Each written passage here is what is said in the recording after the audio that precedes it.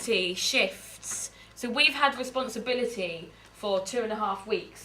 Now we've got 2 days left. The responsibility shifted to you. So you have to take that responsibility. And we are still here, obviously, till the very, very end. But now it's about like, okay, I don't know that. What am I going to do about that? Or am I just going to wait for someone to sort that out for me? Obviously, me and Helen have come over. We know the project. We've worked in this work for a long time, but the people around us haven't. So you're, training new artists that back in the UK, you'd have a third artist that would work, and they would just know exactly the choreography and what was going on. And also the kind of support staff, supporting the young people outside the studio. And also in the UK, we would have a member of support staff dancing with the young people, so that they would see their journeys and also pick up on behaviour in the studio and stuff.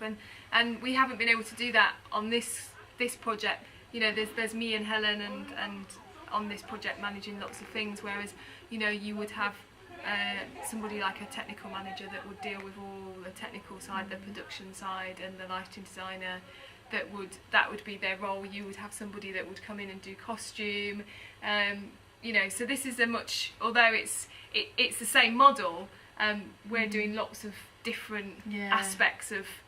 We're doing a lot more than what we'd normally do in the UK.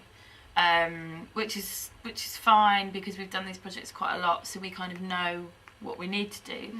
But at the same time, it's a lot. It's very demanding, because being in the studio is plenty.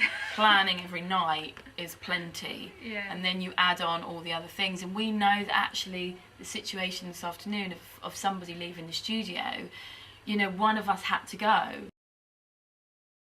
But he didn't leave the building. He was just marching around a bit and put his coat on, his hat and everything, and had a bit of a, you don't listen to me, I'm back and this, and was having this real victim mode. So I said to him, look, go downstairs, just sit and be quiet. And you're obviously angry and you're frustrated and you're hurting in your back and whatever. But I do have a real concern that because he actually can't rehearse. No. And so I'll go and grab him. He switches from being playing victim, from playing angel, from playing brick wall, all these different coping strategies that he uses. And he switches really. Within like a session, or within half a session, he will switch. And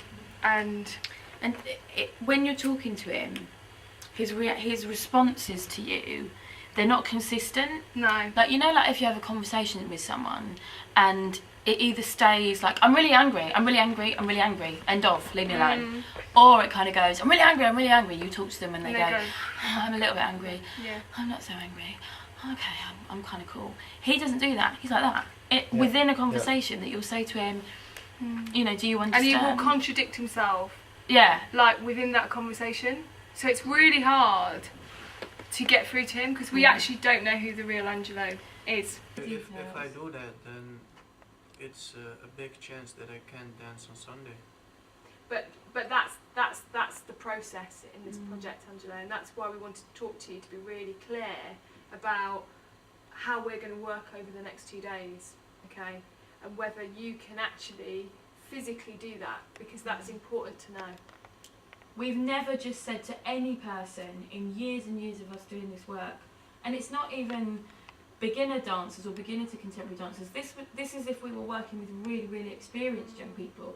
Like if Paulina came in, she's been dancing with us for 3 years, and she said, sorry, I'll do it on Sunday. Even with her, we'd say, sorry. You can't do that. That's not how it works. Because we don't want to injure you for the rest of your life. If I continue like this, I will never dance again. Well, this is what we're saying. We're genuinely concerned. But yeah, he wants it. Because if he didn't, like the moment where he kind of stormed out of the studio and like got changed, put his coat on, and I kind of chased around the bar a bit with him, like he didn't literally just go out the door. Now, if he'd have gone out the door, then I would have gone, yeah, he's had enough. But he's waiting for. He wants you to chase him. And and that's why I said I'm just going to leave you this afternoon.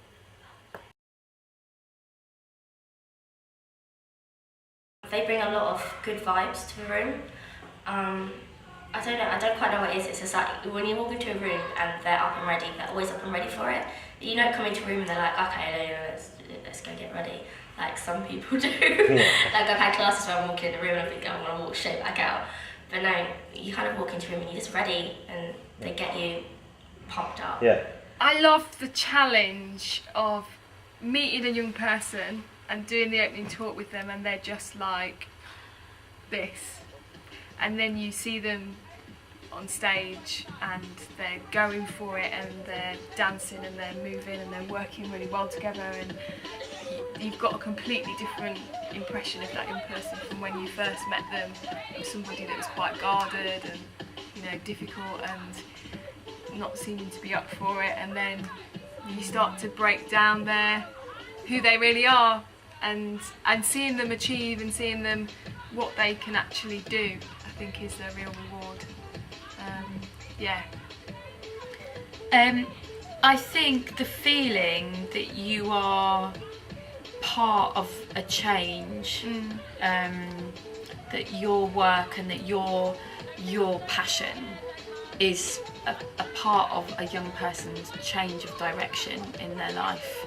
It's something that you love, that you found in your past, can influence young people, particularly young people who are just struggling with directions and what their lives are about, and something you do and you bring and you say can actually change that.